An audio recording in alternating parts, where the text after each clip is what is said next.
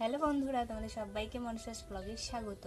তো আজকে আমার জীবনে কিছু অজানা ঘটনা তোমাদেরকে বলি। হ্যাঁ, আমার প্রেগনেন্সির সময় ভীষণ দুর্বল ছিলাম, ভীষণই দুর্বল ছিলাম। আমার হিমোগ্লোবিন একদম ছিল না, একদম জিরো বলতে গেলে। প্রথমে 4 পয়েন্ট ছিল, তারপরে চেক করলাম তো একদম জিরো হয়ে গেছিলো। বুঝতেই পারছো হিমোগ্লোবিন না থাকা মানে কি, শরীরটার অবস্থা ভীষণই খারাপ ছিল। তো আমার অত্যন্ত ডাক্তারের কাছে যাওয়া দরকার বলে, প্রেগনেন্সিতে তো সবাই চেক আপ করাতে যায়। তো আমিও একবার গেছিলাম বাবার বাড়ি থেকে। তো এটা 2 মাস কি 3 মাসের সময় হবে। আর এখন তো বুঝতেই পারছো, মাসে মাসে না হয় সপ্তাহে সপ্তাহে ট্রিটমেন্টের জন্য যায়, মানে চেক করতে, মানে বেবি কেমন আছে না আছে।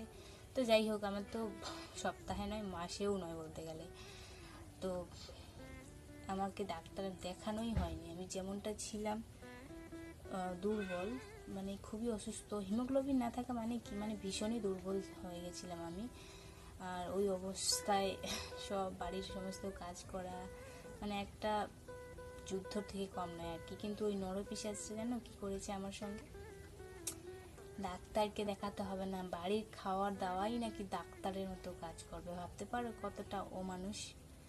কিচ্ছু হবে না, ডাক্তারের কাছে গিয়ে বাড়িতেই খেতে হবে, মানে ওষুধ মানে বাড়ির খাওয়াই, মানে ডাক্তার হয়ে বসে আছে ওরা আর কি, এমবিবিএস করে বসে।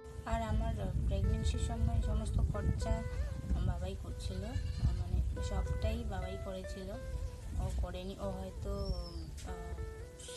5 মাসের না না 9 মাসের সময় আলট্রাসোনোগ্রাফি হয় না, ওটা করেছিল, তবু আবার আমার টাকায়, শুধু নিয়ে গেছিলো জাস্ট ওটাই। আর সে কিছুই করেনি। আর বলতো যে ডাক্তারকে দেখাতে হবে না, ডাক্তার কি করবে, আর বাড়িতেই খেতে হবে। এটা কোনো কথা বলো?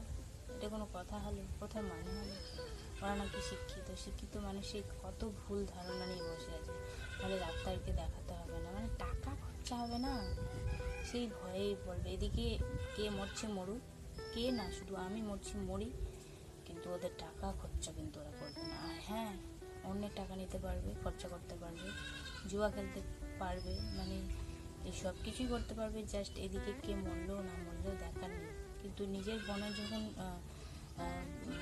মানে নিজের বোন যখন প্রেগনেন্ট হলো, মানে ওই যে ছোটো পেতনি ডাইনি, ওকে কত আদর যত্ন স্নেহ, বাপরে, ডাক্তারের কাছে নিয়ে যাওয়া। আমি তখন ভাবতাম এটাই কি মানে আমার হাজব্যান্ড, মানে এর জন্যই সব কিছু ছেড়ে আসার, এই আমার সঙ্গে এরকম করছে, ভাবা যায় বলো?